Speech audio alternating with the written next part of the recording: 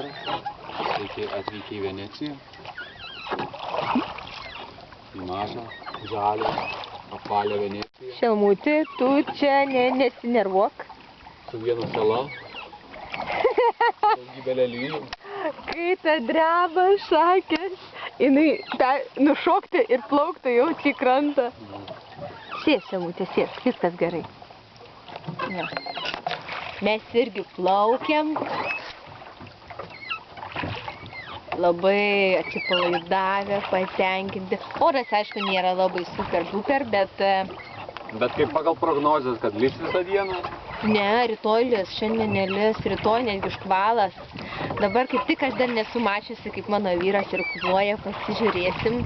Galėtų, aišku, be marškinėlių, bet kadangi mes, kaip sakant, esam ganėtinai nešiltoj vietovėj ir nėra labai šilta, tai neversim, kaip sakant,